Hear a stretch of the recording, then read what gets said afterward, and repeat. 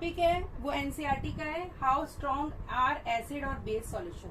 कितने स्ट्रॉन्ग आपके एसिड होते हैं और कितने स्ट्रॉन्ग आपके बेस होते हैं, उसको आप कैसे पता लगाएंगे। ठीक है, स्ट्रेंथ मीन्स स्ट्रॉन्गनेस का मतलब होता है स्ट्रेंथ, ताकत।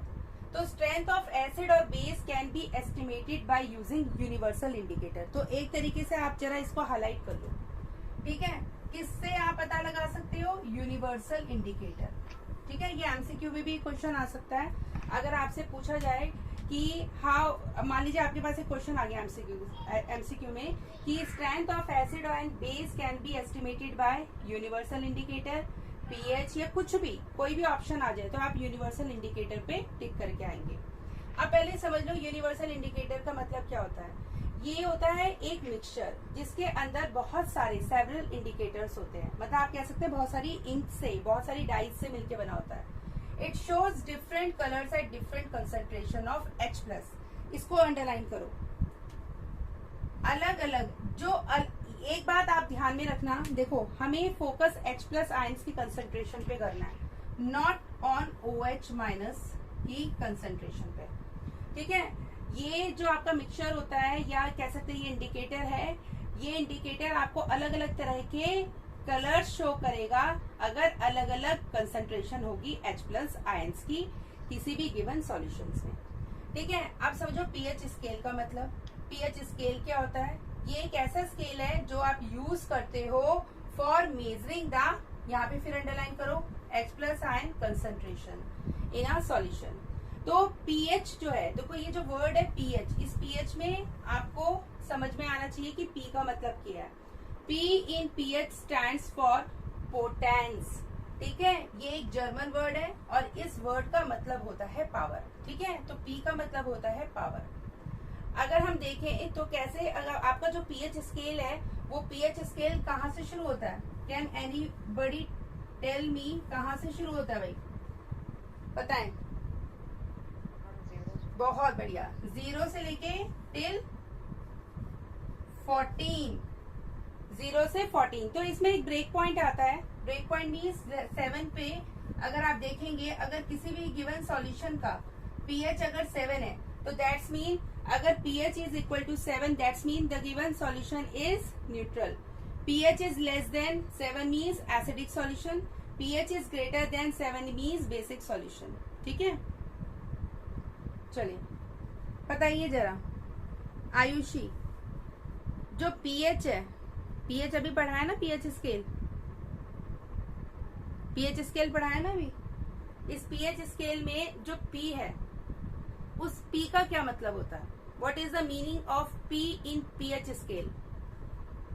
उसका मतलब पोटेंस होता है, जो जर्मन वर्ड होता है उसका मतलब पावर। हाँ, तो ये एक जर्मन वर्ड है जिसका वर्ड का मतलब होता है पावर, पोटेंस। ठीक है, चलो पीयूष, यूनिवर्सल इंडिकेटर के बारे में क्या आप बताना चाहेंगे, व्हाट इज यूनिवर्सल इंडिकेटर।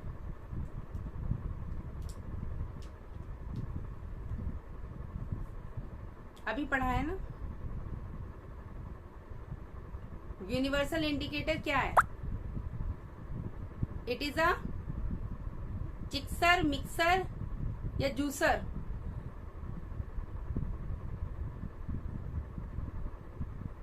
यही तो मुझे अच्छा लगता है, I like it.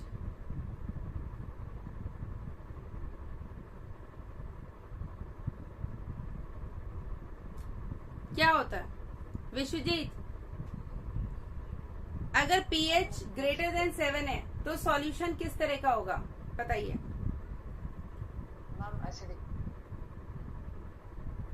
I like it, pH is greater than 7। क्या उम्दा पढ़ाई हो रही है, तो फिर क्या फायदा। अगर pH, गार्गी आप मुझे ये बताइए, the strength of acid and base can be measured by dash. हम यूनिवर्सल इंडिकेटर। बहुत बढ़िया, तो यूनिवर्सल इंडिकेटर के बारे में आपको कुछ पता है कि व्हाट इज यूनिवर्सल इंडिकेटर। वो बहुत सारे डाइज का कंसंट्रेशंस का वो मिक्सचर है। It is a mixture of several dyes. बहुत बढ़िया, बहुत बढ़िया। फिर and it shows different colours in H plus ions. बहुत बढ़िया. It shows different colours in different concentration of H plus ions in a given solution. बहुत बढ़िया, excellent Gargi, बहुत बढ़िया. विश्व यथार्थ. चलिए, तो जैसा कि अभी हमने पीएच स्केल के बारे में पढ़ा, ठीक है. आप मुझे ये बताइए कि अगर मान लीजिए समहाउ अगर किसी गिवन सॉल्यूशन का पीएच 8.3 है, तो उसका किस तरह का नेचर होना चाहिए? बेसिक. तो हम सिर्फ बेसिक बोलेंगे या फिर बेसिक को भी कैटेगराइज कर देंगे कि स्लाइटली बेसिक, मॉडरेट बेसिक या फिर very very strong basic? It is yes, it should be slightly basic. बहुत बढ़िया. तो ये समझ में आया आपको strength of acid and base? Piyush, very poor performance, very poor. Pay attention. काम कर लिया आप सबने? जरा कॉपी दिखाएं. आयुषा, आपके सिर में क्यों दर्द हो रहा? बहुत सुंदर, बहुत बढ़िया. आयुषा का काम बहुत बढ़िया. दिखाएं अपना काम. आप तो यथार्थ जरूर डायरी में लिख रहे होंगे. कहाँ है आपकी डायरी? बताओ, डायरी में लिख रहे हो ना? यहीं से ये जो आपने विजुअल, जो आपने ये आपका ये क्या है, ग्राफिक की जो बैकग्राउंड दिखा रहे हैं आप, ये खूबसूरत, इसे हटाएं और ओरिजिनल बैकग्राउंड में आ जाएं जरा. जहां पे नव्या के साथ आप लड़ाई करते हुए नजर आए, जो नव्या के साथ आपकी घमासान लड़ाई हुई है, दिखा रही थी वो घमासान लड़ाई आपकी. बहुत खूबसूरत, बढ़िया. पीयूष, जरा दिखाएं अपना काम. पीयूष काम तो सही करता है. रिटर्न में तो ये उम्दा है. रिटर्न का काम तो बढ़िया करता है. विश्वजीत, बहुत सुंदर, वेरी गुड. डायरी में लिख रहे हैं. गार्गी, आपका काम थोड़ा सा अनटाइडी करती हो, वैसे क्लास में सुनती हो, पर थोड़ा सा काम अनटाइडी होता है. चलिए, बहुत बढ़िया. चलिए अब आगे चलते हैं. अब बहुत इंपॉर्टेंट चीजें शुरू हो रही हैं, तो शुरू करते हैं. तो इधर देखिए, तो एक तरह से एक आपको जो नजर आ रहा है बोर्ड पे, वो क्या है, इसकी ग्राफिकल रिप्रेजेंटेशन मान लीजिए, स्टैट्स के फॉर्म में देख लीजिए कि हमने किस तरह से पीएच को समझाया. ठीक है. यहाँ पे आप नजर आ रहा है, देखो यहाँ पे आपका जो आपका एसिड है वो स्ट्रांग है, और देखो ऐसे डिक्लाइन हो रहा है, स्लोप आ रहा है नीचे की तरफ, ऐसे घटता जा रहा है. आप देख रहे हैं ऐसे, इस तरीके से. ठीक है. तो यहाँ पे आपका स्ट्रांग एसिड है, और इस तरफ जहाँ पे आप बिल्कुल यहाँ पहुंचिए, यहाँ पे आपका वीक एसिड है. तो यहाँ पे जो दोनों ये दे रखे हैं, ये आपके एग्जाम्पल्स हैं. These are the examples. तो एग्जाम्पल्स में आपको पता है हाइड्रोक्लोरिक एसिड, सल्फ्यूरिक एसिड और नाइट्रिक एसिड, ये तीनों के तीनों आपके स्ट्रॉन्ग मिनरल एसिड है. लिख लो, स्ट्रॉन्ग मिनरल एसिड. ये क्या है आपके? Strong mineral acid. इसका नाम है हाइड्रोक्लोरिक एसिड, इसका नाम है सल्फ्यूरिक एसिड, इसका नाम है नाइट्रिक एसिड. ये तीनों आपके स्ट्रॉन्ग मिनरल एसिड्स हैं. अब इधर आ जाते हैं, ये आपके वीक एसिड है. तो वीक एसिड में ये, इसका नाम है आपका क्या, इसको क्या बोलते हैं? Ethanoic acid. ठीक है, दिस इज इथेनोइक, या फिर इसको आप एसिटिक एसिड भी बोल सकते हैं, जिसका नाम विनेगर भी होता है, विनेगर, सिरका. ठीक है. इसका नाम है कार्बोनिक एसिड.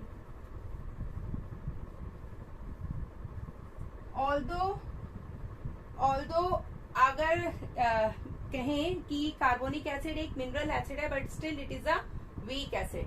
ठीक है. इथेनोइक, या जिसे हम एसिडिक एसिड भी बोलते हैं, ये आपका क्या है? ऑर्गेनिक एसिड है. ऑर्गेनिक का मतलब है ऐसे एसिड जो आपको प्लांट्स और एनिमल्स से मिलते हैं, उन एसिड्स को आप क्या बोलते हैं? Organic acids. ठीक है.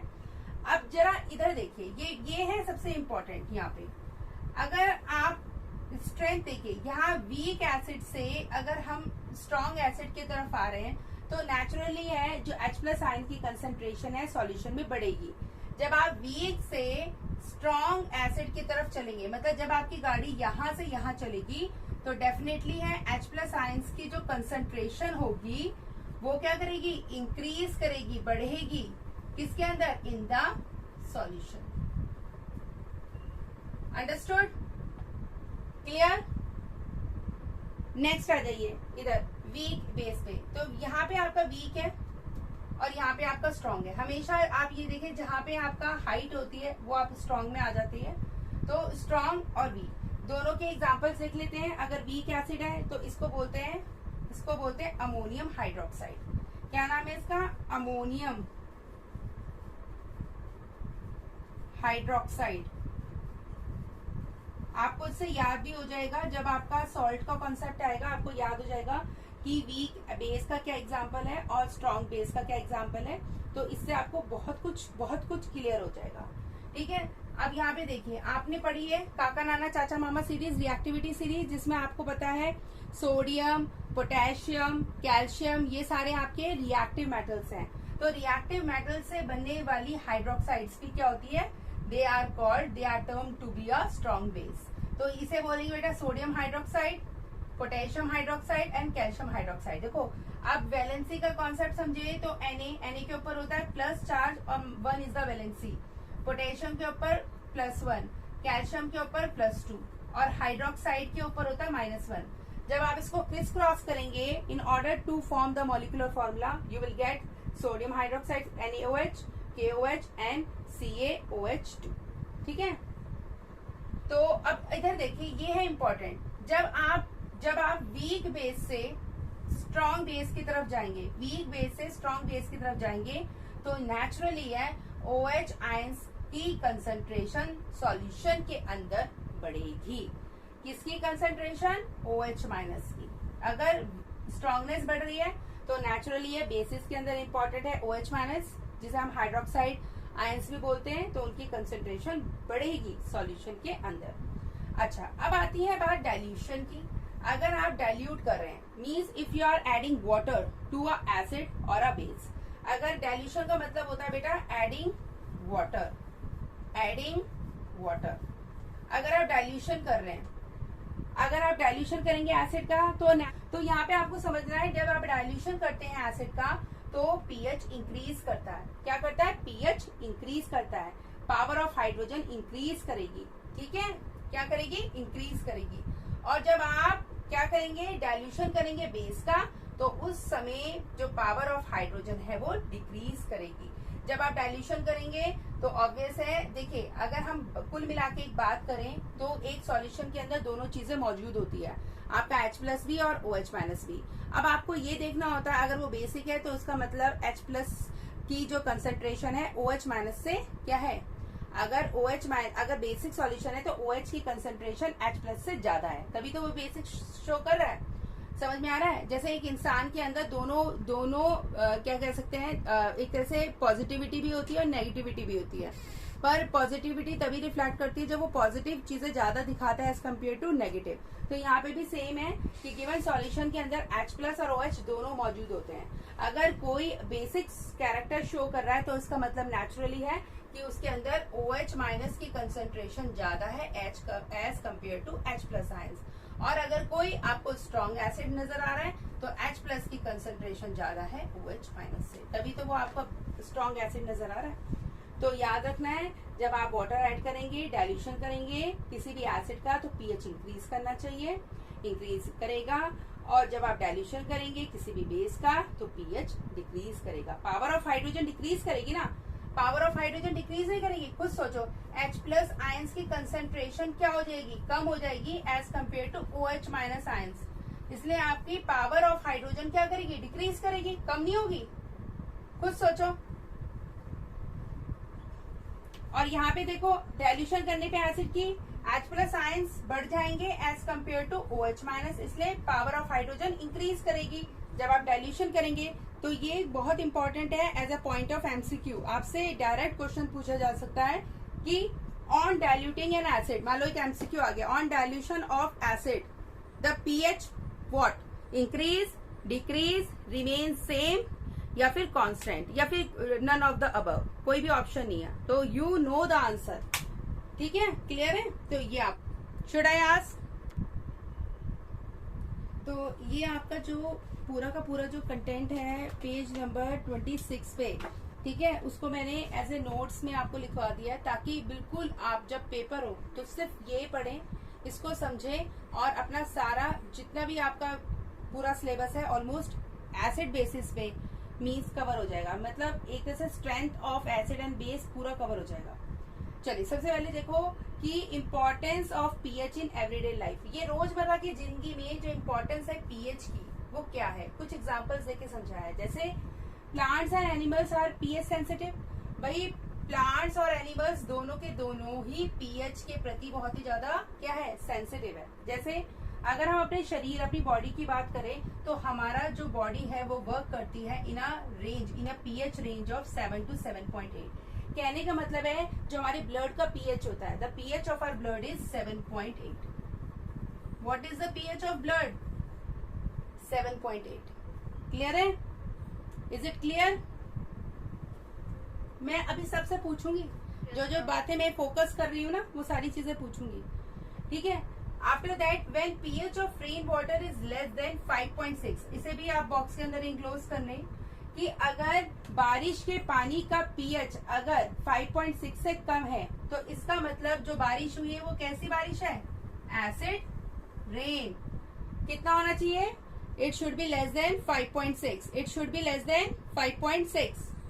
Next, you know plant requires a specific pH range for their healthy growth। जो प्लांट्स होते हैं वो भी, उनको भी सॉइल का एक स्पेसिफिक पीएच चाहिए। अगर पीएच बहुत ज्यादा एसिडिक हो जाए तो प्लांट्स जो हैं वो मरना, वो क्या हो जाएंगे, खराब होना शुरू हो जाएंगे, उनकी रूट्स खराब होना शुरू हो जाएंगी, ठीक है। इसलिए एक स्पेसिफिक रेंज बहुत जरूरी है। और अगर एक्सेसिव आपका सॉइल एसिडिक हो जाता है तो उसमें क्या छिड़का जाता है? चूना। क्या छिड़कते हैं? चूना, ठीक है। क्या चूना क्या होता है? Calcium oxide. कैल्शियम ऑक्साइड छिड़का जाता है तो सो दैट जो आपका सॉइल है वो क्या हो जाए, समवॉट न्यूट्रलाइज, ठीक है। अब इधर देखिए, अब आता है हमारा next topic, pH in our digestive system. तो हमने जब पढ़ा था लाइफ प्रोसेस, तो उसमें जब हमने डाइजेस्टिव सिस्टम पढ़ा था तो we have studied our stomach produce HCl। हमारा जो पेट है, स्टमक है, वो HCl प्रोड्यूस करता है which helps in the digestion. आप बताएंगे जरा what is the main function of HCl? पहली बात तो वो क्या करता है? इट एक्टिवेट्स, कौन सा एक्टिवेट करता है, किस एंजाइम को? पेप्सिन को। It activates the enzyme called pepsin and it also kills, क्या किल करता है? Microorganism which get enter through the food into our stomach, ठीक है। तो क्या करता है? एक्टिवेट्स करता है किसको? पेप्सिन को। साथ के साथ क्या करता है? किल करता है माइक्रो ऑर्गेनिजम्स को, means bacteria. After that during indigestion, जब पेट में गड़बड़ हो जाती है, जब इम्प्रॉपर डाइजेशन होता है तो जो स्टमक होता है वो बहुत ज्यादा एसिड प्रोड्यूस करता है, मतलब HCl जरूरत से ज्यादा प्रोड्यूस करता है, जिसकी वजह से बहुत ज्यादा पेन और इरिटेशन शुरू हो जाती है। अब उस चीज से रिलीफ पाने के लिए, to get rid of this pain, क्या करते हैं हम लोग? क्या यूज करते हैं? Mild acids, sorry mild base. We start using mild base means antacids. We start using, देखो मैं क्या अंडरलाइन कर रही हूँ, एंटासिड्स, ठीक है, जिनको हम माइल्ड बेस बोलते हैं, ठीक है। आप अच्छी तरह जानते हैं, आपने एक रिएक्शन पढ़ी है न्यूट्रलाइजेशन रिएक्शन, जिसका काम होता है एसिड और बेस को न्यूट्रल करने का। तो यहाँ पे यही हो रहा है, जब जरूरत से ज्यादा HCl प्रोड्यूस होगा तो उसको न्यूट्रल करने के लिए हमें बेस की जरूरत पड़ेगी। तो वो उस बेस को हम, अब ये तो नहीं है आप बोलोगे मैम एक काम करते हैं, सोडियम हाइड्रोक्साइड, पोटेशियम हाइड्रोक्साइड या कैल्शियम हाइड्रोक्साइड पी लेते हैं। आपको पता है वो कितने करोसिव है? वो उतने ही डेंजरस है जितने आपके क्या है, एसिड्स, ठीक है। So we can't use that strong base in order to neutralize the excessive acid which are producing in our stomach। तो हम यूज करेंगे माइल्ड बेस, लाइक जैसे मिल्क ऑफ मैग्नीशिया, जिसका फॉर्मूला है magnesium hydroxide. So we also called magnesium hydroxide as a milk of magnesia which is a mild base and used to neutralize the excessive acid in our stomach, ठीक है। Clear? Any problem?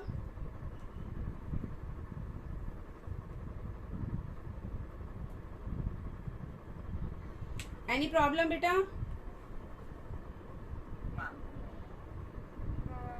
चलिए मुझे बताइए Vishwajeet, can you tell me the pH of our blood?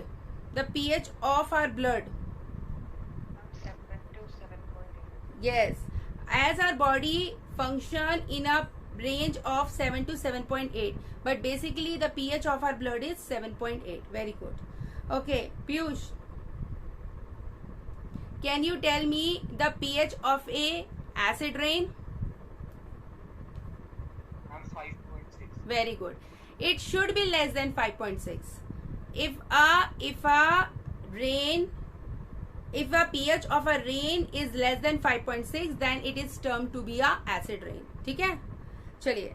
Okay, Ayushi, just tell me two function of HCl which gets produced in our stomach. बताइए, दो function बताइए HCl के.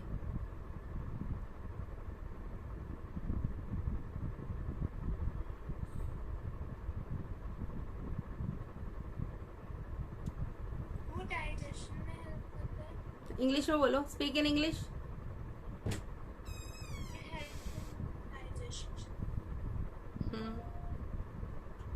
How it helps? As we know that commonly we are calling that we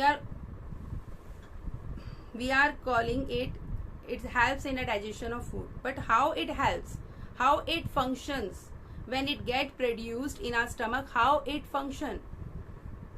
I'm asking 2 points. How it helps?